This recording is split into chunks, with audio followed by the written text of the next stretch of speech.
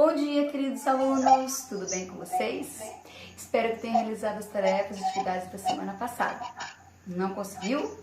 Não tem problema, é só você entrar na nossa plataforma Plural que as atividades estarão lá, esperando por você. Nessa semana, em nossa aula de português, iniciaremos nossos estudos com os verbos irregulares, fazendo um breve resumo sobre os verbos, conteúdo que já foi trabalhado nos anos anteriores. Vamos lá? Verbos, revisão. Verbo é uma palavra que indica acontecimentos representados no tempo, como uma ação, um estado ou um fenômeno da natureza. Exemplos. Não choveu naquela manhã de 26 de setembro. Choveu indica um fenômeno da natureza e a frase está no passado. Os pais do elefantinho estão felizes com a chegada do filho. Estão indica um estado e a frase está no presente. E todos os bichos da mata levarão presentes para o bebê. Levarão indica uma ação e a frase está no futuro. Sabemos que uma ação pode ocorrer no passado, no presente ou no futuro. Os tempos verbais indicam o momento em que ocorre o fato. Você sabe conjugar os verbos em todos os tempos e pessoas verbais? Eu vou colocar na tela agora para você alguns verbos, para você conjugá-los até a terceira pessoa do tempo presente.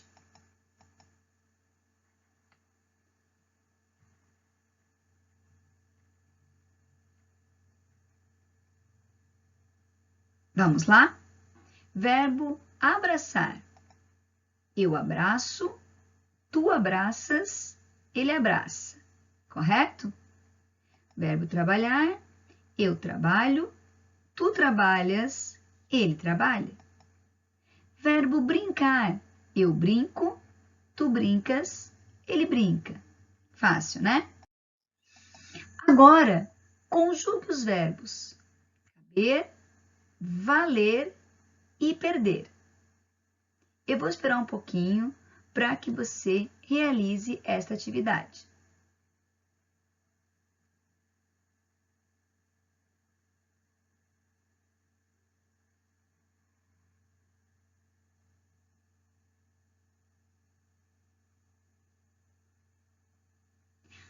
Agora, se você fez assim, o verbo caber, eu cabo, tu cabes, ele cabe. O verbo valer, eu valo, tu vales, ele vale. E o verbo perder, eu perdo, tu perdes, ele perde.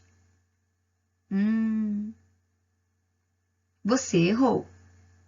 Porque não existe eu cabo, e sim eu caibo. Eu caibo naquela caixa. Soa estranho, mas é correto. Eu valo. Não, eu não valo. Eu valho muita coisa. Eu valho, tu vales, ele vale.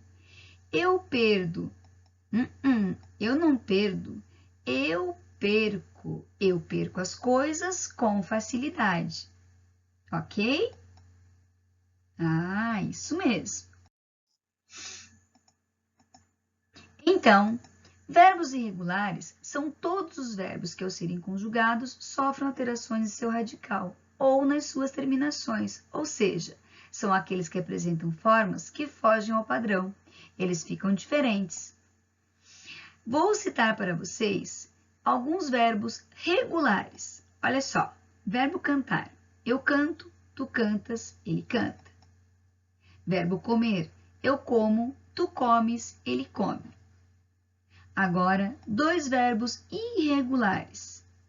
Eu digo, tu dizes, ele diz, que pertence ao verbo dizer. Agora, verbo fazer. Eu faço, tu fazes, ele faz. Observe os radicais que estão destacados em roxo. Estão vendo? Dos verbos regulares e dos verbos irregulares. Radical é a parte do verbo que nunca muda nos verbos regulares, como você observa aqui, cante, cante, cante, com, eles não mudam. O que não acontece nos verbos irregulares que eles mudam. Certo? E terminações verbais indicam a flexão de um verbo, ou o que vem depois do radical. Ao contrário do que acontece com os verbos regulares, os verbos irregulares, eles não seguem os modelos de conjugação. Por exemplo, o verbo dizer, o radical, diz. Ele muda seu radical ao ser conjugado. Eu digo, eu disse, eu direi, certo? O verbo dar apresenta alterações na sua terminação. Eu dou, eu dei, eu dava. Observaram? Aqui é para vocês a lista de alguns verbos irregulares. Da primeira conjugação, que são aqueles que terminam em ar, certo? Averiguar, dar, estar. Da segunda conjugação são os que terminam em er, caber, crer, fazer, ler. E da terceira conjugação, os que terminam em ir, agredir, cobrir, ir, medir e assim por diante. Não foi difícil, né? Então agora que vocês já entenderam direitinho o conteúdo, vocês vão trabalhar no livro de português. Mas antes vocês vão acessar o site da plataforma ou o nosso canal no YouTube e assistir o vídeo Pedaço de Gente. Depois, vocês vão fazer a leitura das páginas 33 a 38, lendo com bastante atenção e respondendo em seu caderno de português as questões que envolvem os verbos regulares. Mas, se você tem o seu livro de português, pode responder nele, não precisa fazer no caderno. Lembre-se que você não precisa copiar os enunciados conforme instruções da primeira aula de português. Coloque apenas as respostas, caso você utilize o seu caderno. No site está o nosso livro digital. Aguarde o gabarito na próxima aula de português. E lembre-se, não acumule suas tarefas e atividades. Bons estudos e até lá! Um beijão para vocês!